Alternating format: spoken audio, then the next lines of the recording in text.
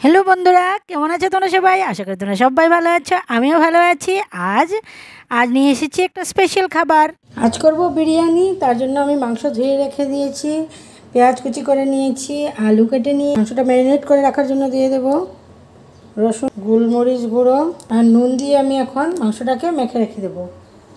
আর তার জন্য আমার লাগছে কেওড়ার জল আর মিঠা আতর আর জায়ফল জয়ত্রী, এইগুলো স্পাইসেস। তোমরা ভাবতে পারো মাংসটা মাখছি কিন্তু দই দিলাম না, তাহলে আবার কোন দেশের বিরিয়ানি? কিন্তু আমি বিরিয়ানিটা এভাবেই করি। মানে এটা আমি কোনো দেশের বিরিয়ানি করি না, এটা আমি করি আমার সুবিধা অনুযায়ী। ঘরে সবসময় তো আর দই এনে এই সব সরঞ্জাম এনে বিরিয়ানি করাটা সম্ভব হয় না, তাই আমি এভাবেই করে নিই। আর একটা কিছু করতে গেলে স্পেশালি অনেক কিছু বাজার থেকে কিনে আনতে হয়, যেমন চাল, মানে মশলাগুলো, তারপর অনেক কিছু, মানে বিরিয়ানি খেতে গেলে অনেক হাঙ্গামা থাকে। তাই আমরা যেহেতু সংসারী মানুষ, আমরা এত রেসিপি ফলো করি না, একটু একটু এদিক সেদিক করে কোনো মতে আমাদের খাবার দাবার চালিয়ে নিই। তাহলে এখন আমি করে নিলাম কিছু বেরেস্তা। বেরেস্তাটা উঠিয়ে রেখে দিয়েছি কিছুটা, আর কিছুটা পেঁয়াজ রসুন ভাজা আমি করে মাংসটা কষিয়ে নেব এবার। আর দেখতে পাচ্ছ সব মশলাগুলো যেভাবে আমরা মাংস রান্না করি, ধনে গুঁড়ো, জিরে গুঁড়ো, শুকনো লঙ্কার গুঁড়ো, কাঁচা লঙ্কা পেস্ট, সেইগুলো দিয়ে পেঁয়াজ রসুন দিয়ে আমি মাংসটাকে কষিয়ে রেখে দিয়েছিলাম। এবার শুধু ঢাকনা খুলছি আর ঢাকনা দিচ্ছি, এই করতে করতে করতে করতে মাংসটা সেদ্ধ হয়ে গেল। আমি আগে রসুনটা দিয়ে রাখি, তাহলে মাংসটা অনায়াসে সিদ্ধ হয়ে যায়, অত টেনশন থাকে না। আর এদিকে যখন মাংসতে ঝোল দিয়ে দিলাম, তখন আমি বসিয়ে দিলাম বিরিয়ানির ভাতটা।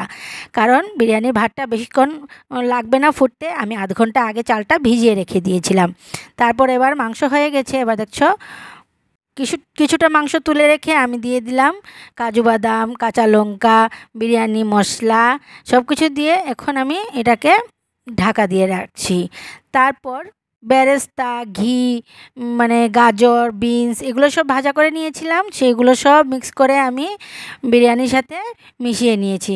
আর বিরিয়ানি আমি একজন শেফের মুখে শুনেছিলাম কোনো একটা ভিডিওতে, যে বিরিয়ানি নাকি মানে খাবারের টেবিলে সবাইকে বসিয়ে তারপর বিরিয়ানি ঢাকনা খুলতে হয়।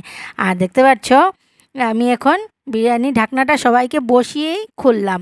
আর আমার ছোটো মেয়ে গেছে শুধু চুলটা বাঁধতে, তা না হলে ও খাওয়ার সময় ওর চুলটা খাবার মধ্যে মুখের ভিতরে ঢুকে যায়, অসুবিধে হয়। আর এবার আমি নিয়ে বসে পড়লাম বিরিয়ানি। আর দেখতে পাচ্ছ কি সুন্দর হয়েছে।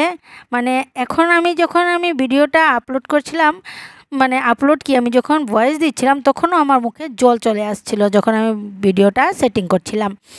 মানে শশা মুখে দিলে শশাটাও অমৃত লাগছে, আর এদিকে পাঁপড় মুখে দিলে সেটাও ভালো লাগছে, আর এদিকে ভাজা ছিল মিষ্টি কুমড় আর কলার পকোড়া ছিল, সেগুলো মুখে দিলেও মানে একদম এত ভালো লাগছিল, সেটা আমি তোমাদের বলে বোঝাতে পারছি না।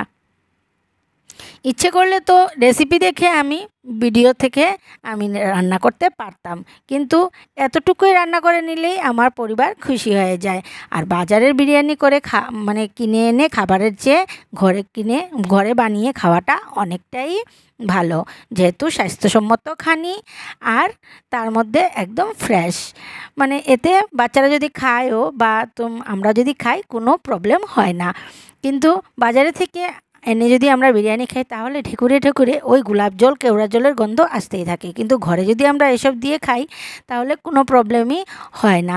দেখতে পাচ্ছ রঙটা এত ভালো হয়েছিল, খেতেও খুবই ভালো হয়েছিল। মানে পেট ভরে খাওয়া যায় এক প্লেট, বাইরের তুমি এতটা খেতে পারবে না, আর এমন ভালোও লাগে না। কিন্তু ঘরে নিজে রান্না করে নিজের পরিশ্রমের খাবারটা খেতে একটু আলাদাই স্বাদ পাওয়া যায়। মাংসগুলো খুব সুন্দর সেদ্ধ হয়েছিল, ভাতটাও খুব ভালো হয়েছিল।